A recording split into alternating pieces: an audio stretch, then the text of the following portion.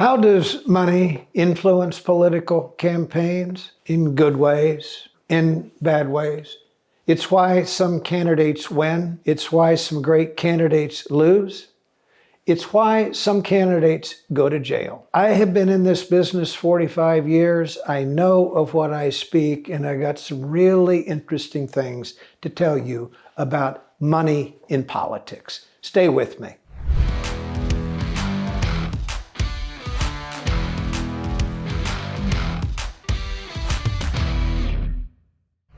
Basically, in this video, this is what we're going to talk about. Why candidates spend an inordinate amount of time asking for money. Why some candidates have trouble asking for money. And why money is the reason that some candidates go to prison.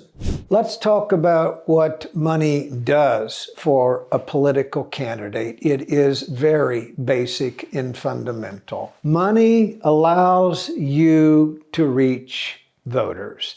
It allows you to amplify your message. The more money you have, the more ads you can run, the more talent you can hire, the more likely it is that when you have a lot of money, that people who play the political game are going to give you even more money, because the assumption is that when you have a ton of money and more than your competitors, that you're probably going to win. That is what money does for you. The second thing money does for you is it buys you credibility with the media. And when the media thinks you are a credible candidate for office, they're more than likely to cover your campaign. And I'm going to illustrate this with the story. I was deeply involved in this. I was once approached by a candidate who called me out of the blue. I'd never heard of her. She says, "Hey, I want to run for Congress. I know lots of other candidates have already gotten involved with it, but I think I would be a great candidate, and I want to know if you could help me." We met as soon as I got back from a trip, and she point blank said, "Okay, I know I'm behind. I know there's another front runner here. I know that it's going to be hard for me to get started here, so what should I do?" And I said, "You want to jumpstart your campaign and start to get media coverage quickly and be taken seriously?" She says, "Yes, that's what I want to do." And I said, "Good. Right now, it's the month of August. You have about 3 weeks before the end of the month. And on September 15th, you'll have a report that you have to file with the Federal Election Commission indicating how much money you have in the bank. Right now, you have zero because you haven't started yet. But if you want the media to take you seriously at the outset, go lock yourself in a closet and you get it all done at the end of August.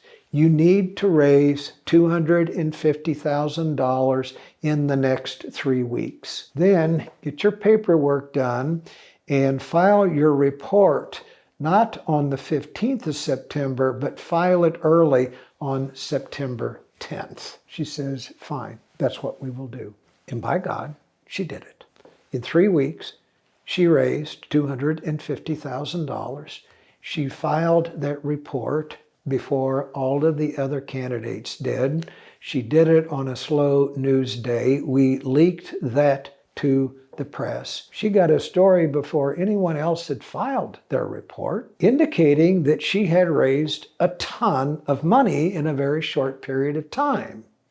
When the other candidates filed theirs, none came even close to what she had done, let alone done in 3 weeks. A month after that, the front runner in the race dropped out because he looked at what she had raised in a short period of time and decided he was never going to be able to compete with that. She went on to win a nomination for Congress. She was elected to Congress. That is the power of money and how it intersects with media, because from that point on, every statement she made, every endorsement she got was covered by the news media, because they had decided that she, because of the money she had raised, was a front runner. So money buys you credibility with the press. Money amplifies your message. Money buys you credibility with the press.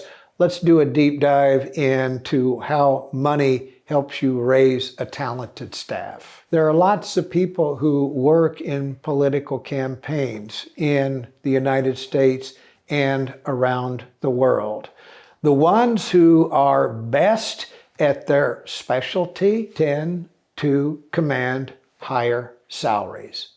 There are certain people in a political campaign whose talent that you need to execute it properly. And the smarter the staff you can hire, the better off you are. Now, who are some of those kinds of experts that candidates need?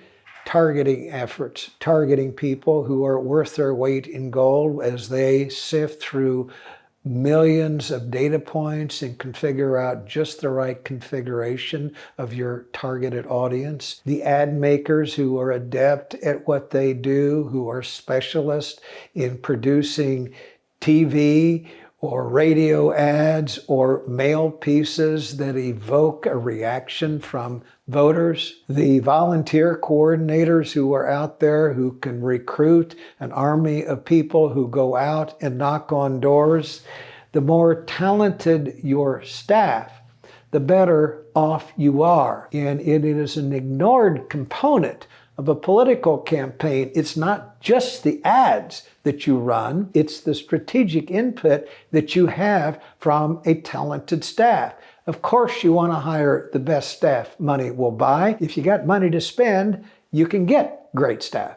I would make this point about money. Yes, it does corrupt some people, but money is not a dirty word. It makes the world go around. In fact, there are millions of people around the world that almost weekly, monthly, sometimes daily, contribute some small $5, $10, $15 contribution to candidates who they believe in to help them advance their cause.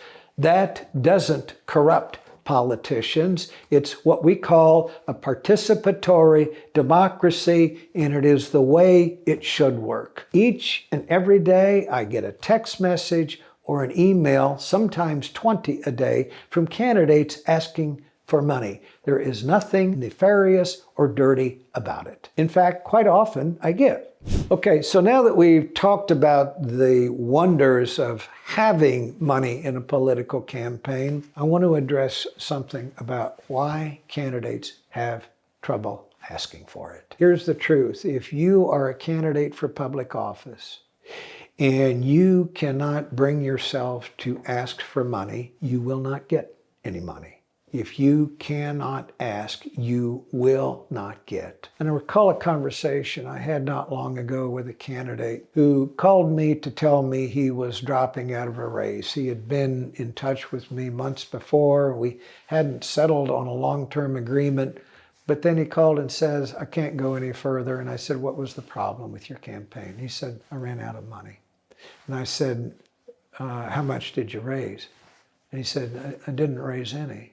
And I said, how come you didn't try and raise any? And he says, well, Jay, I can't be corrupted. I just don't want to be corrupted by the money in politics. And I said, why does asking for money corrupt you? And he says, because the people think they can buy me with money. And I said, sir, the trouble is not you asking for money. The real trouble is you didn't believe in your cause enough to ask people to support it. And you know what? That indeed was the problem. He thought that calling donors and asking for money meant that he was selling his soul, which meant that there were no principles upon which he stood. Here's the bottom line. If you really, really believe in what you are trying to do, in the change you are trying to make, you should have absolutely no difficulty in calling people and asking people to help you advance your cause. If you believe in your cause, you need to be willing to ask people to invest in it. And if you don't believe in your cause, you're always going to have a hard time asking people for money, because in your own mind, it's really all about you, not the cause you believe in. I needed to add that part of it because candidates have enormous difficulty sometimes asking people to support them, and usually that is the reason. I mentioned that there are some candidates who go to jail.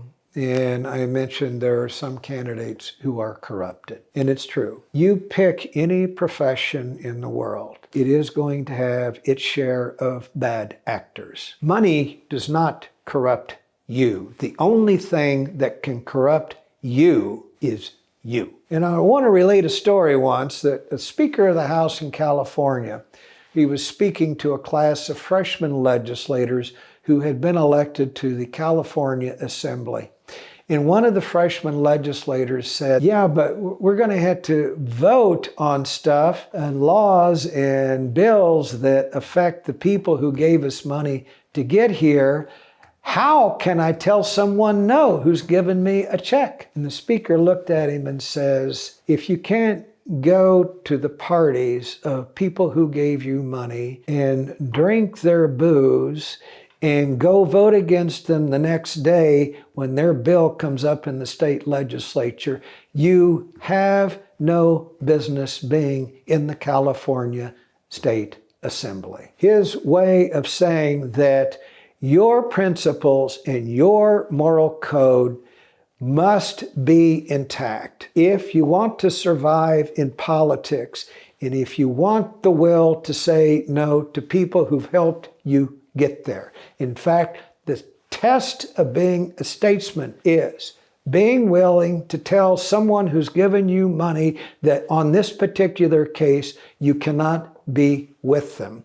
That is the sort of thing that makes democracy work. It's why ours has stood the test of time for over 250 years. Politicians willing to occasionally say no to the people who helped them get there. It's part of governing, and it's a price you pay for the privilege of holding elective office. Incidentally, if you are thinking of running for office or plan to soon, I have a free gift for you. It's called 12 Essential Steps to Prepare for a Political Campaign.